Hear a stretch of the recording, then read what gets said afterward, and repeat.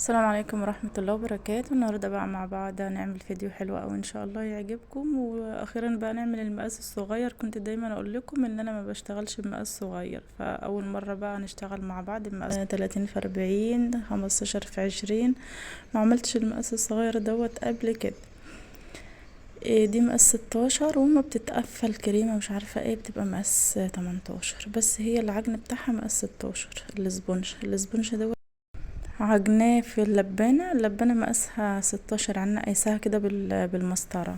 عجنة بيضتين كبار، عجنة 250 جرام دي اسبونج.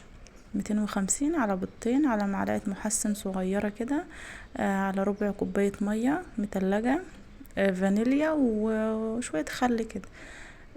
ده كل اللي حطيناه على الاسبونج. طبعا الاسبونج الجاهز يعني معروف مقاديره ومعروف هو ايه بياخد ايه بالظبط. الطبقات طلعت معايا على رقم 7. قطعت الاسبونج على رقم 7. 4 طبقات ما شاء الله عاملين ازاي، عاليين اوي. هي كانت طالبة الحشو شوكولاتة والكيكة شوكولاتة، ومن بره لون تاني خالص. فانا هنحشي بقى كده مع بعض الطبقات. دايما التورت العالية دي بحب انا بعمل التورت برضو العالية في مقاس 20، بس بحب ايه يعني يكون الكريمة متماسكة جامد عشان تمسك معاك التورتاية. حطيت كده بقى، طبعا مش هيبقى فيه اي صوصات من فوق، فلازم تحشي كويس اوي صوصات من جوه كده وتخلي التورتاية طعمها حلو، عشان من فوق مش هيبقى فيه اي طعم خالص. فانا حطيت نوتيلا كده، حشيتها بالنوتيلا. وزي ما قلت لكم انا مقطعاها على رقم 7، يعني ما شاء الله الطبقات عالية اوي.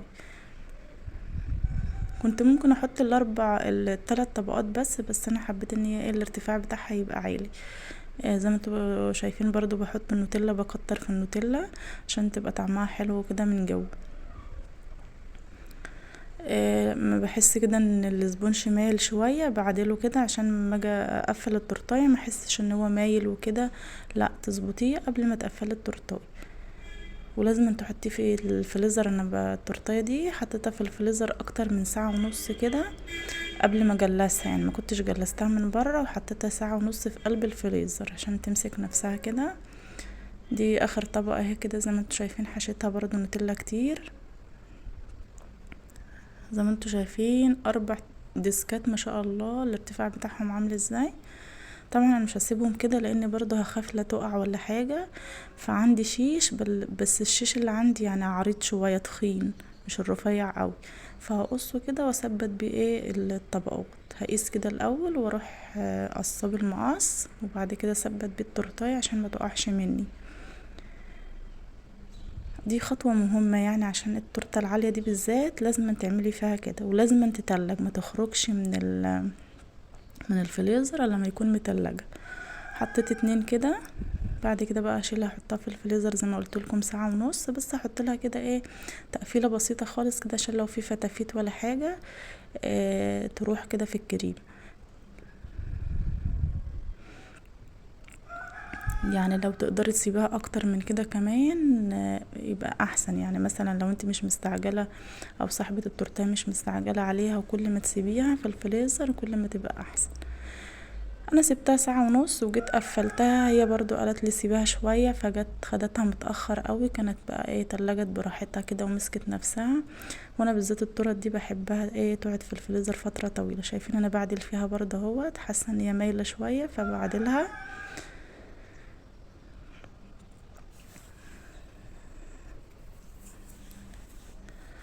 لميت بقى كل الفتافيت كده اللي حواليها، بعد كده بقى هشيلها عينها في الفريزر بقى زي ما قلت لكم. بعد الساعة ونص كده بقى خلاص كده هتتقفل.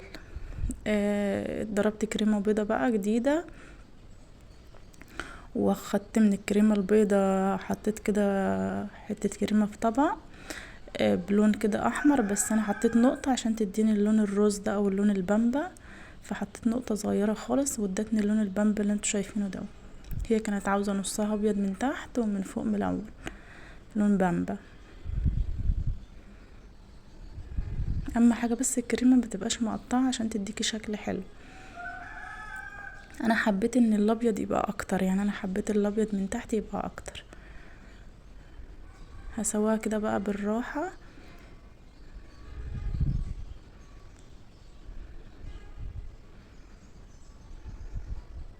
اهم حاجة ميبقاش فيه بس فراغات كده.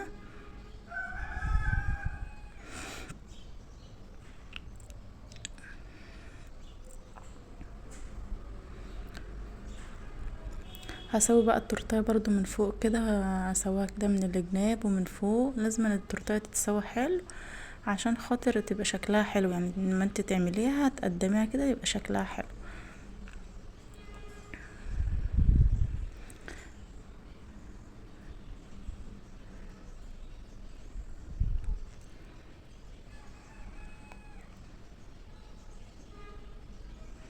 بالمعلقة كده ورحت عاملة الحاجات اللي على التورتايه ديت، اللولوة اللي على التورتايه ديت او التمويجة، والله ما عارفة ايه التمويجة اللي على التورتايه. وعملت برضو من فوق نفس الحكاية.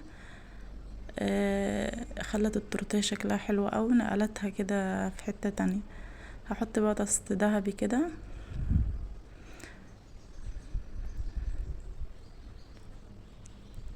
حط عليه شوية زيت صغيرين خالص وفكاه بزيت يعني.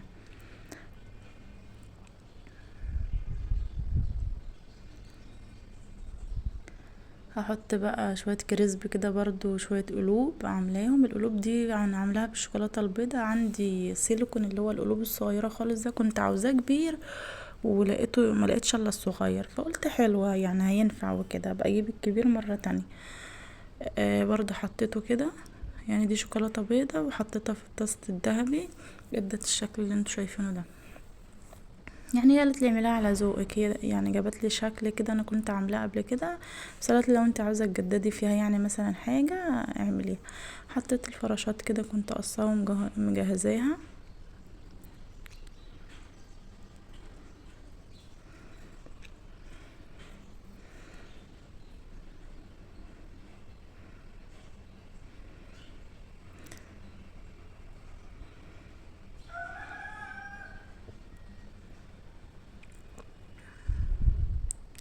ده كريسبي برضو كده، حطاه في الطاسه الذهبي زي ما انتوا شايفين عامل ازاي. حطيته برضو، انا بجيب ابيض كريسبي صغير ابيض وبحطه بقى في الطاسه الذهبي. فضي بلونه انا بمزاجي، بس بحب اجيب الكريسبي الابيض. عندي بقى اللي هو زي الفارماسي كده، بس برضو ملوناه بطاسة الذهبي. برضو رشيت كده شوية ادي للتورتيه شكل حلو.